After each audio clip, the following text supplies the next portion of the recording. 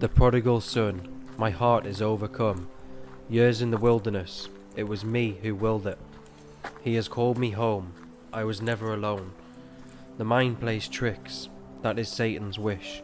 No man is an island, adrift at sea, that was me. Newfound fellowship, Christ shows me how to see. He has called me home, a change of heart was needed.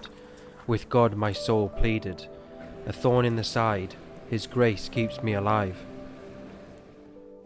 So I came to the Lord a few years ago, and I was it was due to sort of negative health sort of issues I had ongoing at the time, and due to that I had a lot of time on my hands basically. So I was at uni, and then I had to drop out of uni because of the health conditions I had, and then I ended up being housebound for about 8 months, and naturally during that time I was on my own pretty much the whole time, and so it gave me a lot of time to kind of reflect and sort of ask questions that you might not in everyday life. And so I started off with mindfulness, because obviously I was trying to improve the condition of my health. Started off with Eastern kind of mysticism, like the chakra system, things like that. Worked my way up through all those. Didn't eat meat for about 2 months, got a little buzz from it, and basically after a while I realised it was all just about me. So I was like, okay, so what next?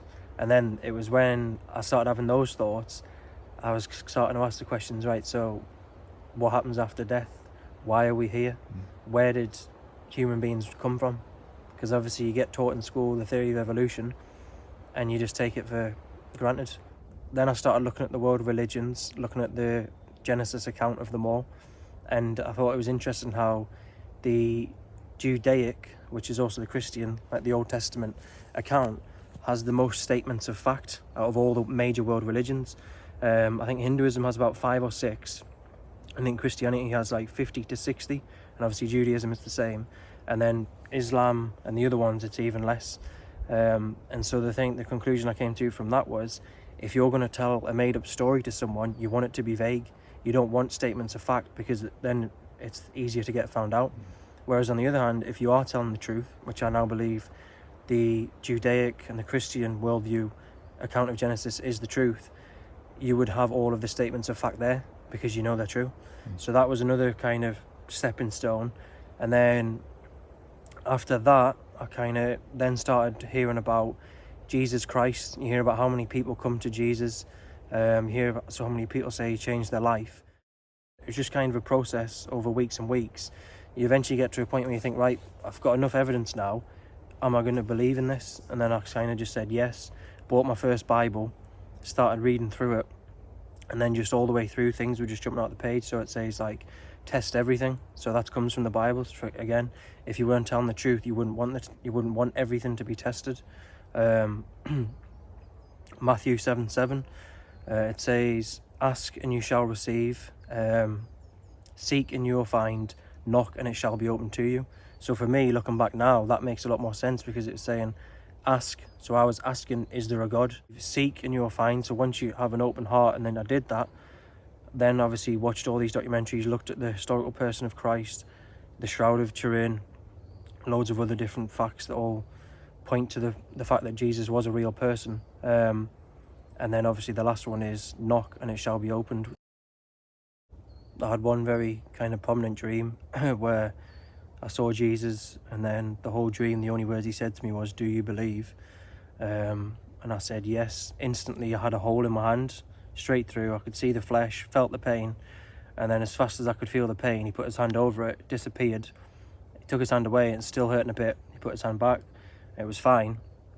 So anyway, I wake up, me at the time, this is when I've just started reading my Bible. I felt love, I felt awe, I felt guilt, because he could see right through me, he could see everything. Fear, and just like respect and adoration, all in the same second. And I'd never felt that before, never felt that again. And like that was from then I was like, Jesus Christ is the way, the truth and the life. Because for so long I've been on my own researching these things. Everyone thought I was nuts. Literally nuts. And I could just feel, he just knew everything about me, and it was just peace. It was literally, and all he said to me in the whole dream, because he showed me a few other things, was, "Do you believe?" That's all he said. And he was just pure white, gleaming, the cleanest face I'd ever seen. And it was just like, wow. You believe today by faith, die in good health and rise from the grave in Christ. Well, by the confession of your faith here, I baptize you in the name of the Father, the Son, and the Holy Spirit. Baptism here, the Lord is here, confessed his faith before you and before the church, the Father, that he rise in Christ. Father God, I just pray the life of Kier, that you will just be with him and guide him every day of his life, Father. That he will know the peace of salvation that is in Christ alone, all his days. Father, that he will have victory in his life over sin, Father, as he already has in Christ.